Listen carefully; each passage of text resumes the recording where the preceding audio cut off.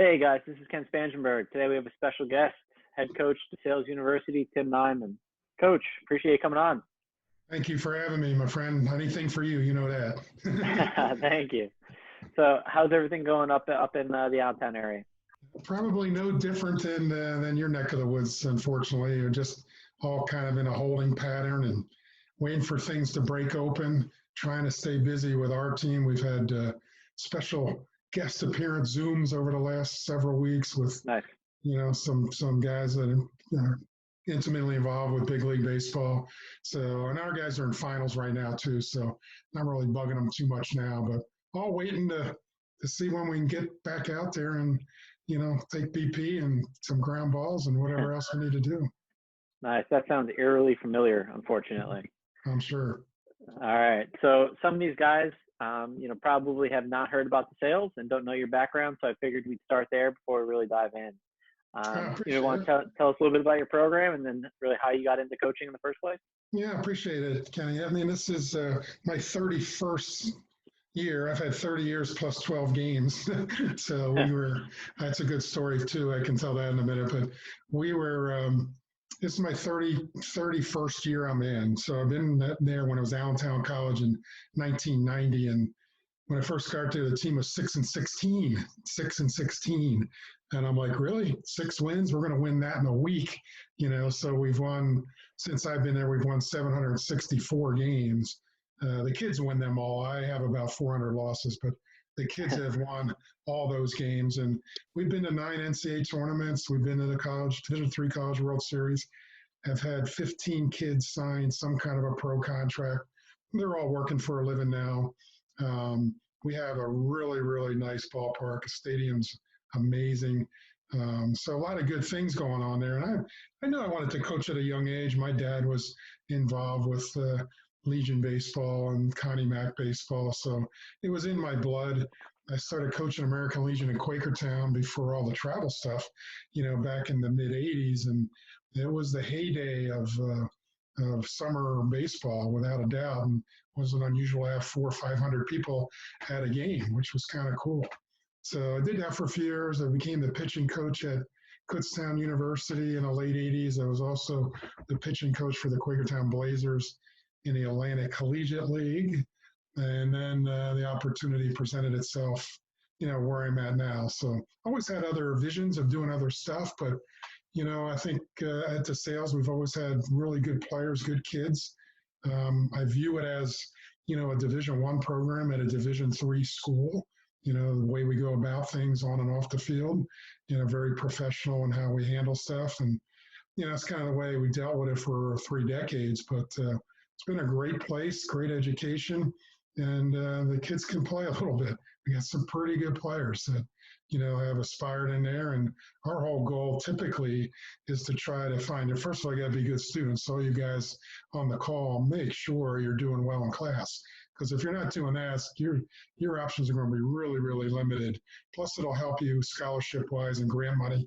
They can reward you for your academic achievements, much more so than athletically sometimes. So do a great job. So we need good students, good people, and we look for the fringe Division I athlete, the fringe Division I baseball player.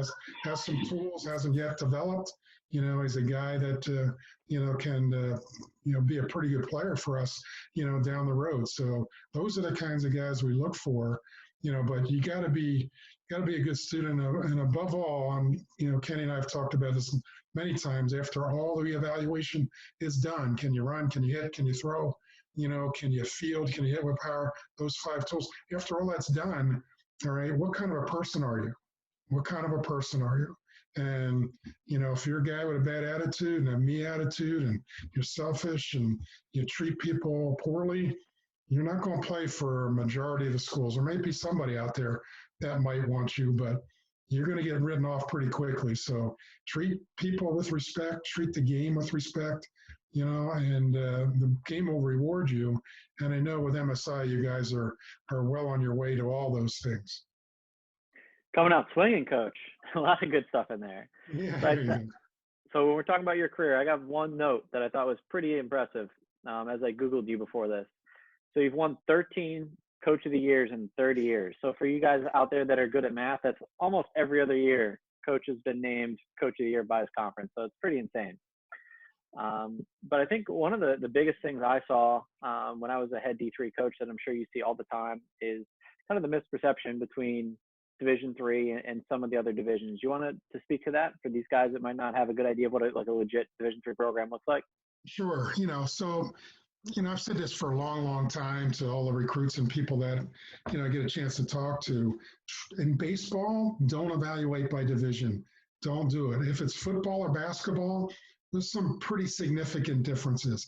In baseball, not quite as many. We're not going to be LSU or, you know, SEC schools, ACC schools, some of those really, Arizona State, those are different animals. Those are almost, and Kenny can attest, it's almost like double A baseball, or certainly high A. Very good players, different animal. And those are special athletes. But there are a lot of, let's call them pseudo Division I in name only, that are programs that if they were playing DeSales or, some of the other really good Division III schools, and you didn't know, you wouldn't know the difference. You probably wouldn't know the difference.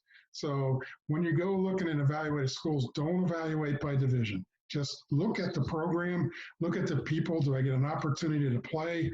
And if you can play, as I said, we've had 15 guys sign at some level.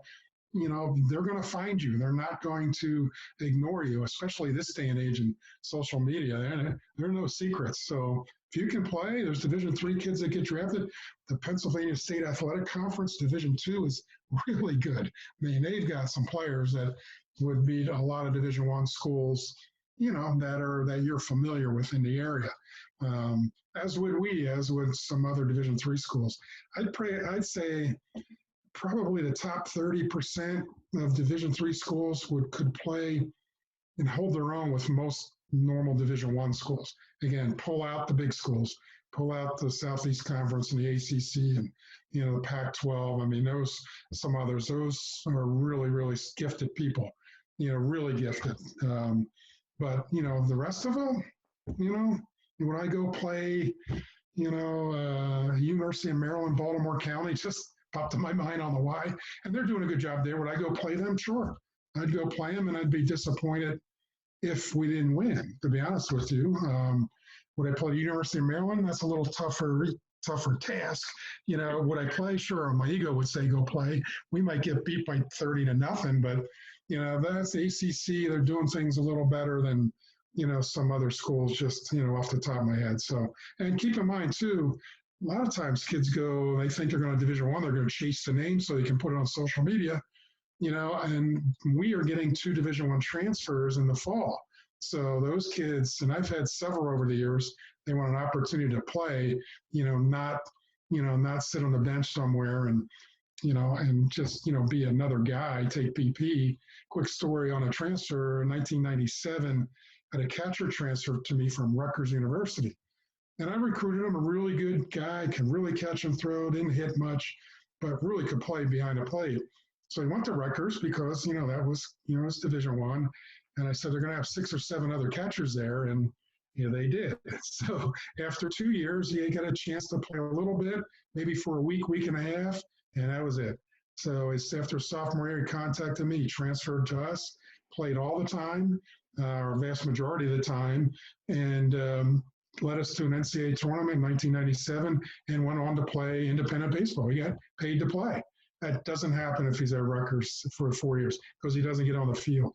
So evaluate the program, evaluate the coaches, evaluate the people, and evaluate your opportunity. It's easy to get caught up on and all the other stuff. I mean, that's so easy these days, and peer pressure is almost insurmountable at times. But, use your head, use some common sense, and really think about what my goals are. And the number one goal should be, what am I going to be after I'm done with college in 4 years? What's next? And I think 6.4 high school players get a chance to play in college, 6.4%. That's 3 out of 50. 3 kids out of 50 high school players that get a chance to play college baseball. Man, think about that. I mean, that's scary. That's a number. Now, you're fortunate in an organization where probably all of you, or if not most of you, will play in college because you've got good people involved with your programs. But think about that. That is a daunting number. And then from there, it just gets funneled down, and the guys that maybe get drafted. I think there's 30,000 NCAA baseball players. And of that, maybe 700 of them might get a chance to play professionally. And out of that, man, it's just a small percentage that actually would be a big leaguer. So, but you got to chase the dream, never take the dream away from you. But look at those divisions, man. Just go watch teams play, watch them play, go to a practice, go to a game, and then you kind of figure out where you go from there. Yeah, I think that there's so many great points in there for these guys, and like you said, it's really easy to get caught up in the division. Most of these guys right now, Coach, are in high school right now, so they're starting to look at different colleges. If you were in their shoes, what are some tactics, or what are some things you'd look for in programs to figure out how serious of a baseball program it is? Are you talking about where they are in high school, or Yeah, yeah? yeah. So Well, go ahead. I was going to say they're basically putting together a list of schools they're interested in. They're serious about baseball. How do I find out what Division III schools are ones to look at?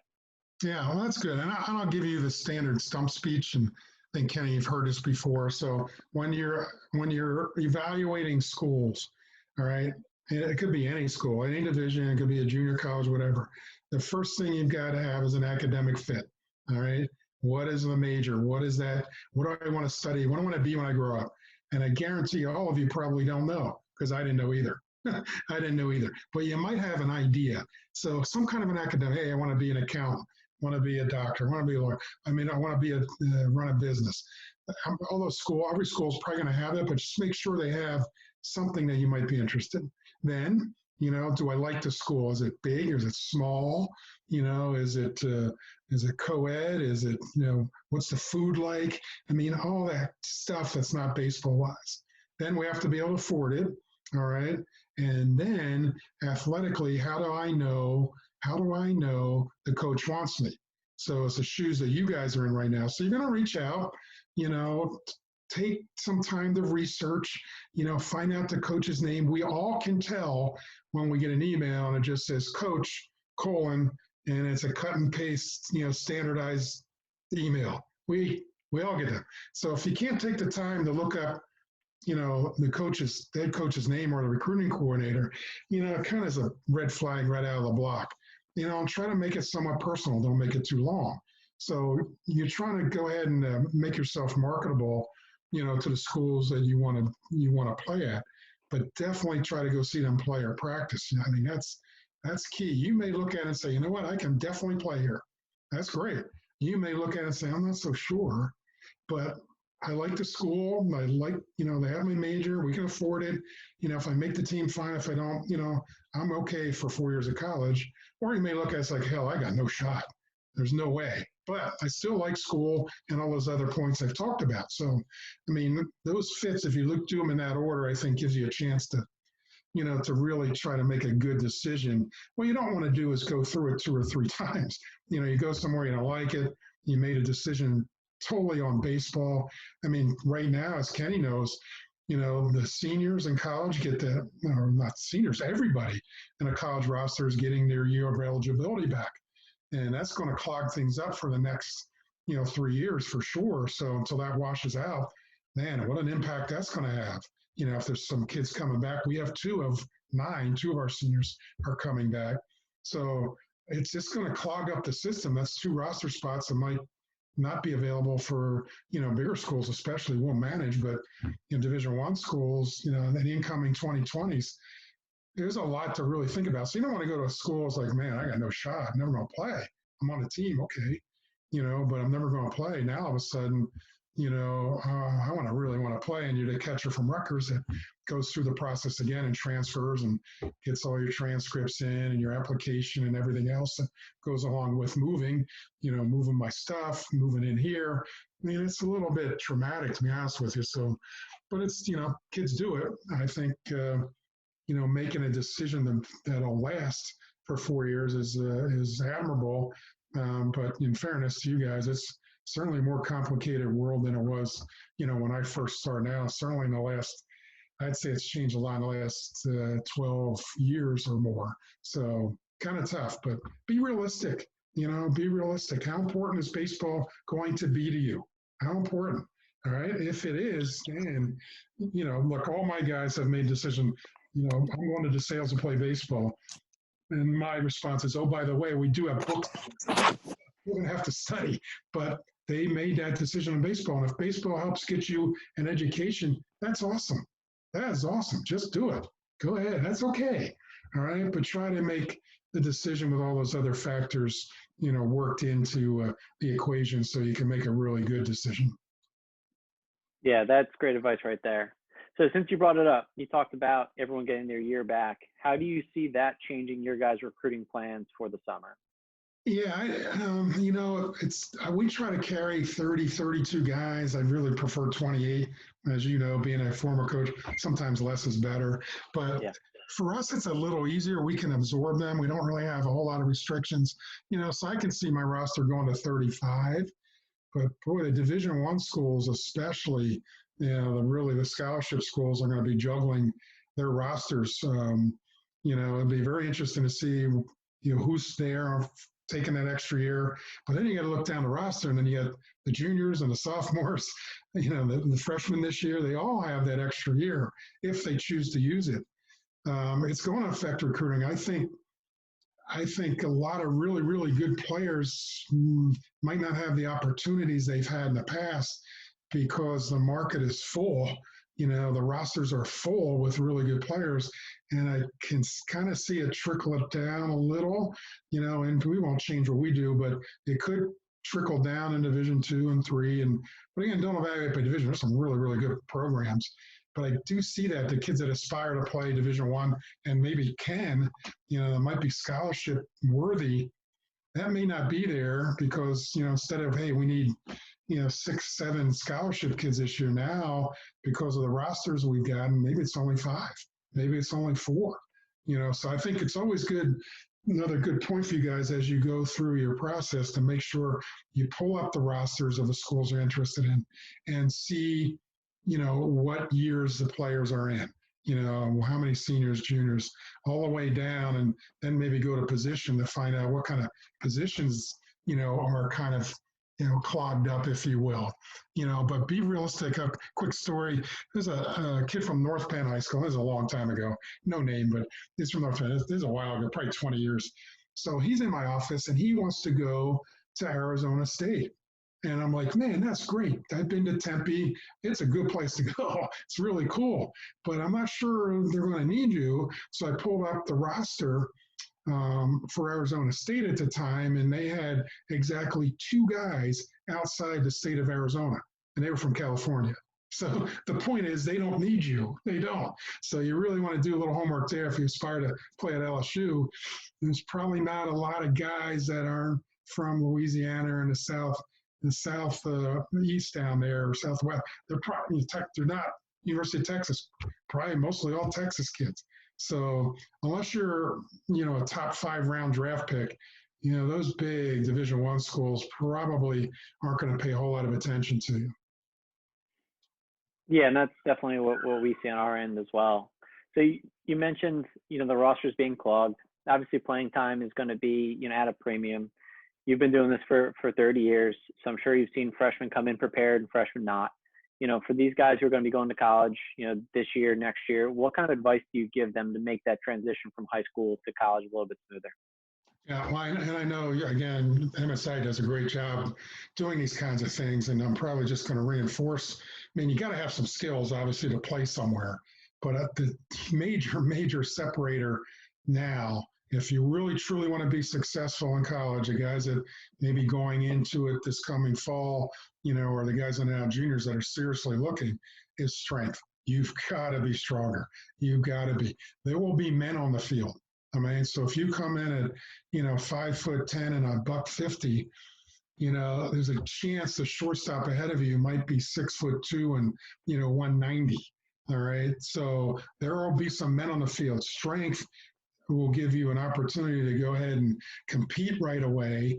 You always want to try and play at the best level you can, but that strength thing is going to separate people. So I know MSI has a lot of good programs. They have their own strength guy. That's really good stuff. And all you got to do is ask and get on it and stick with it. Even at home right now, there's a lot of things you can do even out a weight room, even out without weights in your house. There's a lot of things you can do. And I would highly recommend in this downtime to make sure that you're doing something, to be better. So, I mean, it's May, beginning of May, where am I at beginning of June? Might not be playing yet. It's a possibility, right now, where am I at mid-June, July? And then all of a sudden it gets to middle of August, I'm ready to go to school or, ready to go back to high school. Have I done something to separate myself from teammates or, or recruits from that are up against me, looking at schools I'm looking at? How am I different than, the shortstop that the DeSales is recruiting from, North Jersey? How am I different? Are you stronger? Hopefully we're assuming you're a good student, but am I stronger? And, am I skilled? Am I working on the skills? And strength will separate you. So that's and I probably wouldn't have said that, 6-7 years ago, but man, it is a difference. And, we played in Texas this past spring on spring break. We were Texas Lutheran and Trinity University top. You talk about not evaluated by division. My goodness, I mean those teams were unbelievable. But the difference, they were big and strong. They were big. I mean, not so much 6'3" or 4, but they were solid and put together. And it makes a difference. And our team's not small. I mean, we're pretty average size, a little better. But we went down there. And it's like, man, this is this is night and day. And you think you're doing enough, you're probably not. You're probably not. So that's my biggest thing right now is, boy, assuming you're good enough to get into school you're looking at, and you think you can play there and you're being recruited, don't go in there, satisfied because it starts all over. Now, I always say we can't really tell how good the incoming freshmen are until we get them on the same field with the guys we have. You really don't know. Then the weaknesses really present themselves. So get stronger, boys. Get stronger. Yeah, it's crazy how the weight room has become such a key part of baseball. I mean, even when I was playing in high school, it wasn't really something that everyone did. You did it because you played football or you wrestled. Now it's almost standard. It's not something special or doesn't help guys stand out. It's the bare minimum. So I'm curious because I actually don't know the answer to this one. So you've been around for a long time, but I wouldn't call you an old school coach with a lot of the different technologies and resources you guys have used. How did you decide, like what type of technology, how did you decide what to bring into your program that might be a little different than some others? No, that's a great question. And then a lot of conversations with pro guys we had on our team Zoom, and I'm really very close friends with Ron Rizzi, that assistant to the GM for the Nationals. And of course, they are a little hands-off tech-wise. They're kind of late to the game a little bit. And, we talk a lot, and it's technology and data is not going anywhere. If anything, it's going to get more refined, all those kinds of things. So I think the key for organizations in professional baseball and college baseball are the ones that are able to blend some baseball skill, sense, knowledge, experience with the things that technology is producing. The Rapsodo, we have a Rapsodo. We've done some video analysis, but it's only as good as the person that's delivering the information to the player. You can shoot you all kinds of data and look at it and say, man, I don't even know what I'm looking at. How does that make me better? So we're kind of careful with that stuff, but and to be honest with you, I don't think every player really needs to know every tidbit that comes off some kind of data machine, the analytical part of it. They don't have to know. For us, it's trying to give them things in a fashion that will make them better, that they can understand, and they'll become better players and sometimes people. But, as opposed to, throwing an avalanche of numbers on them that, oh man, now all of a sudden I'm overwhelmed. My bat speed's not very good. My launch angle, which I'm not a big fan of, those kinds of things all of a sudden, now they're paralyzed by the analysis, and that's not something we want to do. So I think when people, organizations, colleges that combine the best of that. I am a little old school in the game. I'm very, I'm very perceptive to see what's going on in a game and that sort of thing. But yes, at DeSales, we do have some of those things that, the coaches will take a look at and say, all right, let's bring them in and let's talk to them about, you know, um, hitting's mostly timing, to be honest with you, but let's talk to them about how that swing looks and why is it taking so long, or let's get the pitcher in here to see, talk about them where the release point's coming out of, and is his balance, is where it should be. Is he driving the lower half in there? I mean, those things you can see, and again, pitching's a lot like hitting too. If you can get on time, with your lower half and upper half, you're probably going to be pretty good. But at the end of the day, you take all that stuff, right? You get all that information, and those are the things that show up at a showcase and gets people attention. But man, then you got to be able to play. You got to be able to play. And as Kenny would know too, there's a lot of 5 o'clock hitters. I don't know if you know what those are, but man, 5 o'clock BP, man, that guy looks good. And he gets in the game and he swung and missed 3 out of 4 times. He's 3 for 4 with 3 punch outs. He can't field a ground ball at third base. Can't throw a lick. So all the matrix we just got, or I have one of these guys now. He's on a Rapsoda. He's probably 92, but he doesn't have very good command. So, so I hot under the bench when I put him in to hopefully throws a strike. So we have to help him, and pitching's command, movement, velocity. That's what keeps you in the game. That's what wins. But it doesn't get the attention of scouts and college recruiters. It's the other way around. But once the other way around is established, you got to be able to take that stuff into a game and perform. And there's no substitute for playing. There's none. I'm a little old school in the scouting part where, I can go to a game. I'm not a big showcase guy. Maybe it's my age at this point, but I do like watching ball games. And, does a ball come out of your hand? Does the ball come off the bat? Do you have good body control, good actions? Those are all things that, are hard to teach, to be honest with you, but we can take those things and enhance them, but I think Kenny would agree. We could say, I can make any of you look like the best hitter, the best pitcher ever to play. But it doesn't mean you're going to be successful. It doesn't mean you're going to hit. Man, he looks good at the plate. His practice swings look good. And then all of a sudden the light's on and you can't perform. Same as a pitcher. Man, that guy throws a heck out of it. Popping the glove. Good breaking ball. Then we put him in a game and can't perform. So, don't be a 5 o'clock hitter. Don't be a 5 o'clock pitcher where, man, you're a great one. There's no lights on, no pressure. That's great. There's a lot of guys like that. That's why the good colleges, the good pro scouts will follow up. Let's see what's going on in a game. And then after all that's done, then they want to see how you act. How are we going to act? I watch closely of parents. I watch them closely. If I know a guy, I'm there to see a guy, I really bear down, especially early. I'll probably get there before you get there. I want to see how you get to the field. Are you wearing your hat on backwards, wearing sandals? You got, 10 pieces of jewelry around your neck. Are you that guy?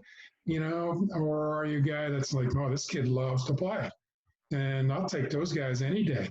And then in the game, all right, I am 0 for 3 or 0 for 4. Am I picking my teammates up or am I, pouting? All of a sudden I'm a bad teammate and I'm wallowing in my own slop, which happens a lot. So what are you? How do you handle the adversity and how do you handle those kinds of things is really important, for us after all the evaluation is done. What kind of person are you? And those schools that'll take kids that maybe aren't so exemplary, I won't. If I come to the game and, man, you're mistreating people or you're not nice to parents or adults who took you there, you're not respectful, why would I want that for 4 years? I wouldn't. I want you to come and love the game and enjoy the game. So, keep those things in mind. Yeah, so much to unpack there. So one of the biggest questions that I always get, you touched on a little bit, I'd like to dive into a little bit more metrics. So people will always ask me, does a coach care how hard I throw, how fast I run, how hard I hit the ball? Everyone's different. Can you give these guys an idea of, where the metrics come in for you when evaluating a player? Well, I think, again, it would get our attention. There's rankings and there's, what I like to know is who's who are the kids are not ranking that are pretty good. They don't rank Right. everybody. So I think kids fall through the cracks. But yeah, it'll get every coach's attention. Here's my showcase numbers that came out at, I'm throwing, for us, a right-hander that's, mid 80s is somebody we'd like. The lefties we'd probably go down a little, but we like the projectability of those kids. So mid 80s guy go to upper 80s. Does the lefty at 80 go to 85? So you're going to get our attention. Exit velocity tells you may have some bat speed, which is good. Again, would get our attention. Certainly, I wouldn't send numbers out that aren't good. So let's say I'm a pitcher and, I'm 74 or 5 and I'm going to be a senior. You might be really selective of the schools you send those to, because those won't get anybody's attention from some of the programs for sure. My exit velocity is 78 or 80. I'd be careful who you send it to, but still, end of the day, I think most of us are result oriented and what you can do with your stuff. So I think they're important. They're not going away. And I think the credibility of where they came from is important too. So coming from an organization like MSI, instant credibility. There are others like that, and there are a lot that are not, where, you get a random text message, hey, coach, this guy's, doing this and he's throwing 90, and you go see him and he's 81. That happens a lot. So credibility is critical in the baseball world, with all the really good baseball guys that are out there, and Kenny, one of them. It's a tight group of guys that really trust each other when it comes time to talking about that stuff. But really answer the question, I think it's imperative. It kind of goes along the same lines of video, Kenny, where, look, to have somebody check your video before you send it somewhere to make sure, and I know this happens where you're at now, but make sure it's viable. I've seen some videos that come out, like, somebody said that was okay to pass along. Somebody said that was okay, and it just comes out to be really bad, poor. So be careful before those go out. You can spend money on those kinds of things, but just have somebody that has a clue, take a look at it and say, what do you think? If you were a college coach, you got this, what would you think? And, a guy might say, hey, Jesus, it's pretty brutal. Let's start over and do another one. Or maybe we do it in a month. Or you look at it and college guy, or your mentor, if you will say, you know what, that works. Let's get it out. Maybe we can follow it up if there's any progress and strength and everything else you're doing. And also, be patient too. Everybody grows differently. I mean, I've seen guys grow 4 or 5 inches once they got to college, and high school guys too. I mean, so if the skills will never go away from you, they'll never go away. Those are critical, and be patient. The guy that's maybe having better results right now may not be able to really play at the next level because he's getting away with some really bad habits. But from a matrix standpoint, yes, Kenny, I think it's critical, that it comes from a credible source. Make sure it's viable, that we know where it's coming from. It's like, all right, this is legitimate. And just make sure it's good stuff, but it ain't going anywhere, and it'll get coaches' attentions for sure. There usually will be some kind of follow-up. So what I'm gathering is it's definitely at least attractive, but not do or die. I'm sure you have somebody in your starting lineup that has a less than plus tool, but is still a very good college player. Yeah, that's a good point. It's not do or die for sure, because you might have some people that, there's kids from places where there's no opportunities like you guys have, and the technology's not there. And, so the next step then, even from credible places, or a kid like that, for instance, if you're really interested in a school, you should attend their camp. Go to their camp. All right, usually they're one-day things. We'll run like a pro workout in the morning, stuff I used to do when I was working for Pittsburgh and Milwaukee. We'll run that stuff in the morning, run, throw, hit you. We'll get some of our own numbers, all right, and then break a little and then play, and just play.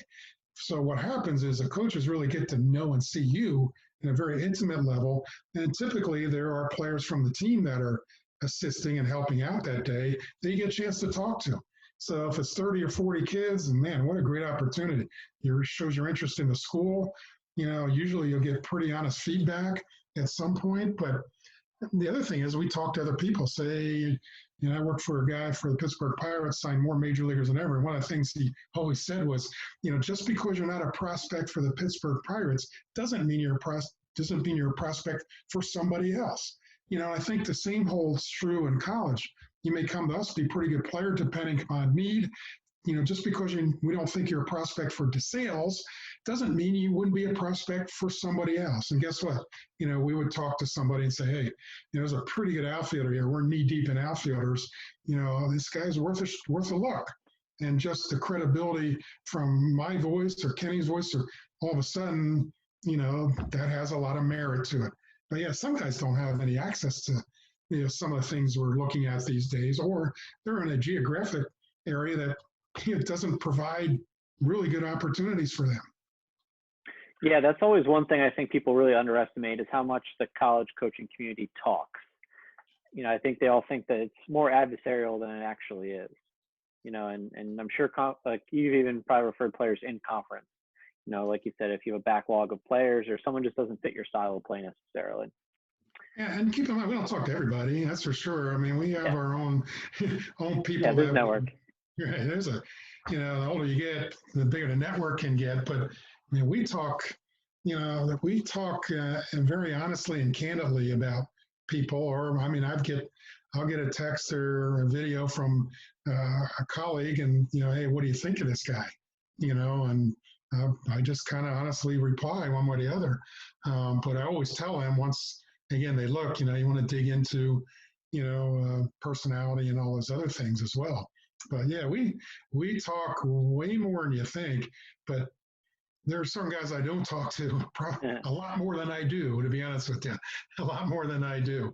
But you get to know people over the years, and, if people are trustworthy and honest, and that's all you can hope for.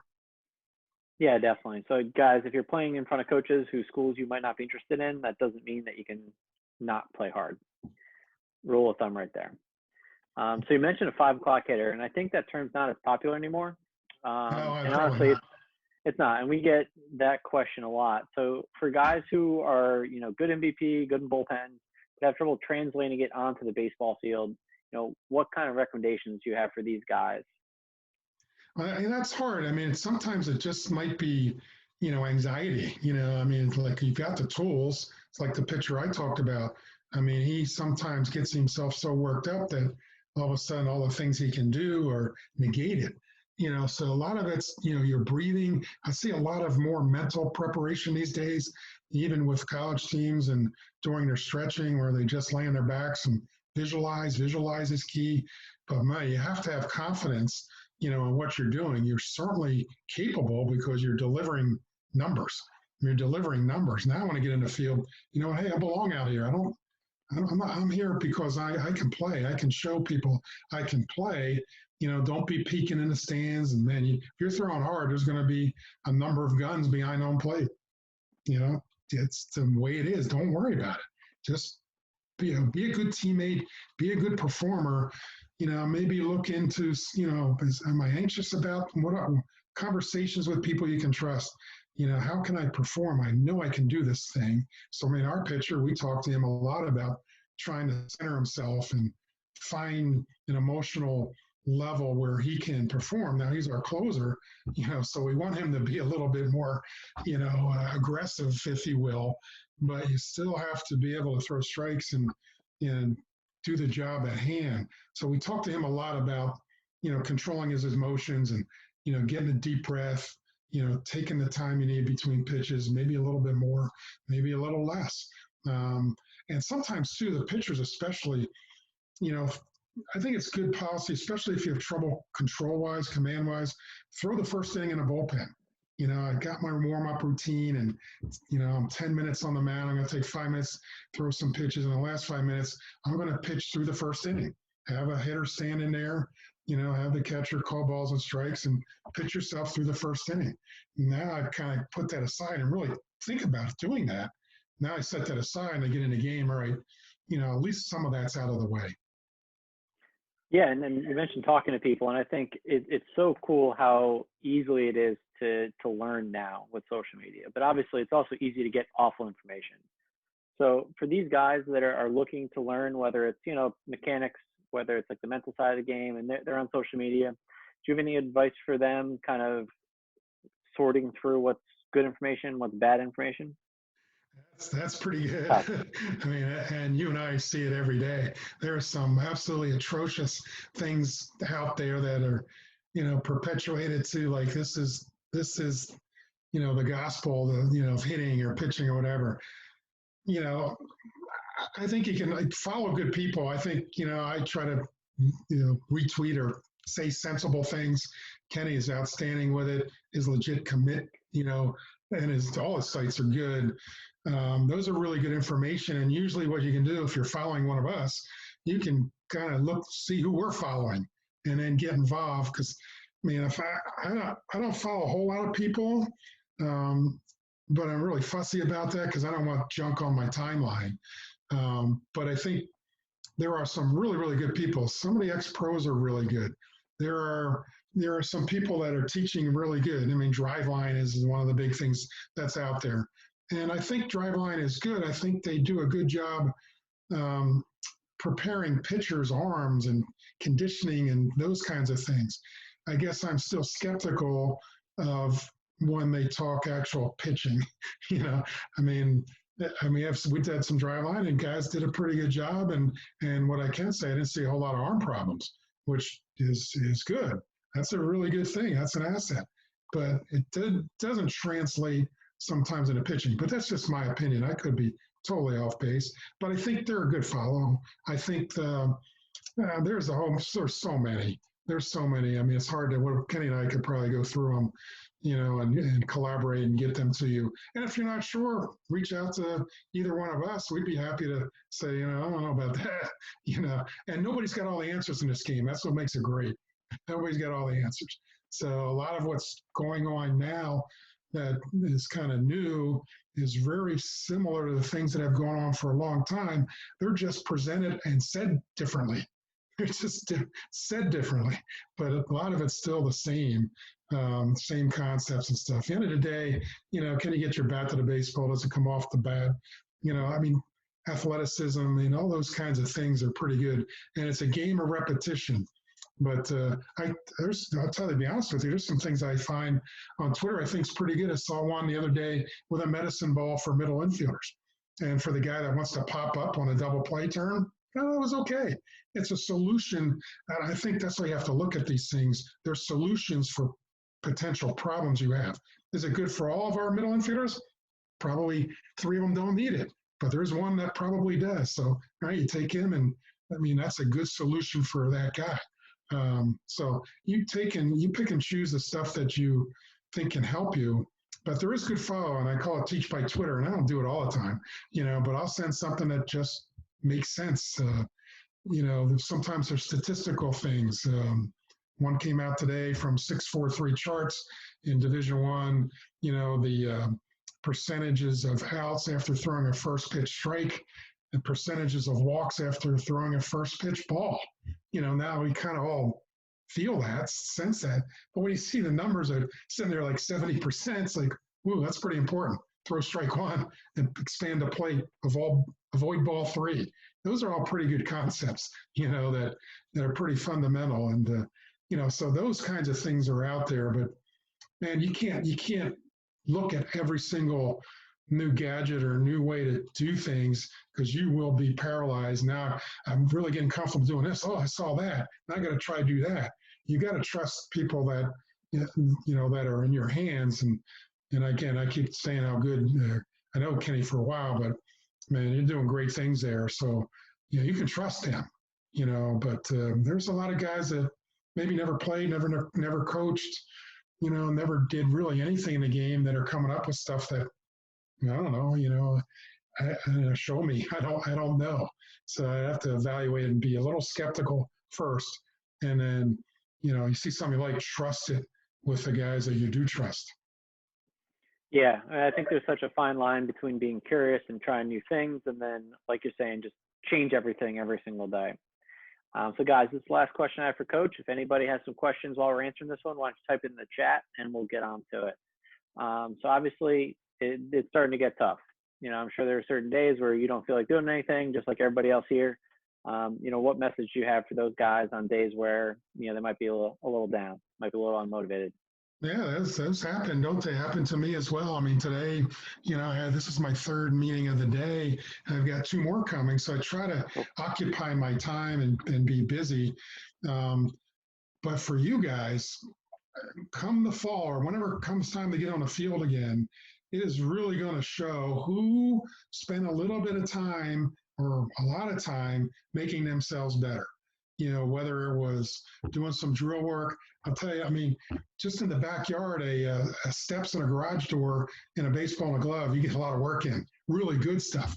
If you don't have access to fields or cages or whatever. But there are things that you can do, and it will show enormously of those who did and those who didn't. So to me, that's probably enough motivation for you. Obviously, you still got a month of school or close to it. That's first and foremost. All right. That's first and foremost. You've got to be disciplined. But it comes down to now, and you get a little taste of what college is like. You've got to manage your time. Time management is critical. I got school, I got online learning, got homework that goes along with that. But now I got to find time to maybe work out for a half hour, 45 minutes. Now I got to find time for 15 minutes to throw balls off the steps or the garage door. Now I got to find 15 minutes to hit off a tee or dry hit or whatever. So if you can, what I would really suggest is you kind of keep a daily calendar and write those things in, because it's a little harder to get away from stuff you wrote in. I got the calendar on my phone, and I was like, all right, what I got tomorrow? I wake up in the morning, so what I got today? And I got this, and this, and I'm prepared for it in that fashion. So I think a little calendar for you guys and putting in the things that are important. Obviously, helping out around the house, doing those kinds of things. When they eat, all that stuff. But carve the time out, for getting stronger and help doing my skills that will absolutely make a difference when it comes time to get back to playing. For sure. So we have one or two questions down here that we'll get to. So I get this one a lot. In the recruiting process, what kind of contact do you have with the high school coaches? Pretty good. There's some high school coaches, quite frankly, I don't really need their involvement a whole lot. And questions or recommendations come in a lot of forms. Could be from your travel program, could be from the high school, could be from guys that I know that I trust, and I've got my best players through them sometimes. But we do, talk with high school coaches for sure, mostly to find out, because we'll assume we've seen the kid by then. So it's mostly to verify character, what kind of a person he is, that sort of thing, as opposed to, what the batting average is. I mean, I don't really look at statistics a whole lot. I'm really not that concerned with it. A lot of it depends on what the competition is you're playing. I think that has a lot to do with it. And it's totally different when you get on the college field. It's just so much different. So I don't really go down, the statistical row. Hey, I hit 500 in high school. Okay. Who was that off? So I try to always visualize how that guy would fit in. But any contact, any reference is somebody that is going to vouch for you. So make sure that, end of the day, you're proud enough to put your name on your work, whether it's practice or homework or a test or whatever. You're proud enough to put your name on there so that guy can, the high school coach, whoever, can verify, your work and your work ethic and your character. For sure. That's awesome. I'm sure there's certain high school guys that you trust, have good relationships with, that you're going to right off the bat, and some that you don't know that you might trust someone else's word over them. Very true. Very true. Many are like that. Yeah. You basically go with whoever you have a better relationship with. So the last one, I'm going to kind of paraphrase this one. So I always thought one of the tougher parts was recruiting a player that are in different environments. So you have one that might be in a very big conference, very, very competitive conference, and that might not stand out as much compared to a player in a really small conference who put up, video game numbers, but the level of competition wasn't as strong. how do you as an evaluator and a coach decide which player you're going to recruit?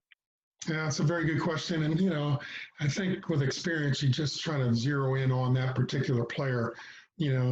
What does he do? I get that from my friend with the Washington Nationals, because I'm the color analyst for the Reading Phillies. So, the AA club would do about 30. Talked about guy playing in the Korean League now, Aaron Altair, who I really liked with Reading. And this Ron Rizzi would say, well, what does he do? What does he do? And I'd have to come up with things that I like. So at any rate, it kind of the same thing goes, when we go watch games, regardless of the size of the school, would be, all right, what does he do? First of all, does he run on off the field? That's a big no-no. If you're walking on off the field, probably get in my car and go home. I don't care if you hit, 4 balls, 400 feet, because that's kind of a character trait that's hard to get away from. But, a lot, between innings is something that you should be conscious of, especially in high school. So you get out there and let's say you're a center fielder, and pregame too, pregame and between innings, you're a center fielder. You may never get a ball during a game. Watch 7 innings, kid never got a ball. Happens a lot. Or you're a second baseman, never got a play. Happens from time to time. So your one chance to show somebody might be in the pregame. That's why any college coach, worth his salt, usually there to watch, that 10, 15, 20 minutes, whatever you're getting, what you're doing before the game. And he'll zero in on you because he's already knows he's coming there to see you. And then during the game, do you hustle? Do you, does the bat come out, the ball come off your bat? Does the ball come out of your hand? Or you have some leadership abilities. So I think by doing that, we can eliminate, the so-called level of play. But let's face it, there's really good players at, 1A schools all the way up through 6A. It just happened to be in a geographic area where, okay, so that's what it is. So you can't penalize a kid for that for sure. That's why I'm not real result statistic oriented. I want to see, how you're doing, between the lines and how you're handling yourself. And then, your own mind, you're trying to project, all right, can this guy take the next step? And might go along with that, okay, what you can supplement that if you're a small school with a good travel program, where you're facing, perhaps some better guys on the bump, especially. Yeah, and I think that contradicts what a lot of people believe. They think if they went 3 for 3, they're automatically getting recruited. And I'm sure you've seen guys have great games, that they did a lot of stuff that didn't show up in the stat lines, they couldn't stand, and vice versa. Would that be accurate? Oh, totally. I'm telling you, Ken, I do not really go into the stats a whole lot. You will get my attention with the analytics and the data. You'll get my attention because they're showing some physical things. But I think a guy go 3 for 3 and he goes back into that projecting. And I'm looking at it, it's like, man, there's no way this guy will ever, hit college pitching. It's not there. It's not conducive. And he did it, off somebody on the mound that wasn't very good. So you have to put all those things in perspective. But yeah, I think most guys' statistics aren't, I don't know. I shouldn't speak for everybody. I think some guys do. It's nice to have guys that have won. I'll say that. If you're successful, even at a smaller school, you're used to winning, and I think that translates a lot into good college programs. They're used to, winning 3 out of 4 games and playing in the playoffs and playing for championships. I think that's a big deal. But you play for championships and big games in small schools as well as bigger schools. Some bigger schools that might go 4-16 in high school. Doesn't mean I won't be there watching them. It doesn't mean I wouldn't want him, but I get a chance to watch him individually and see what he's doing. And will he translate and project into college environment where you're surrounded with, hey, everybody's everybody batted third on your college team and played shortstop. They all did. There are all those kinds of players. That's awesome. Well, Coach, I really appreciate the time. You gave these guys a lot of good information, a lot of good things to think of. Guys, I'm going to unmute everybody. Let's all thank Coach for his time. Spend an hour out of his day to help us. Thank you. Thank you.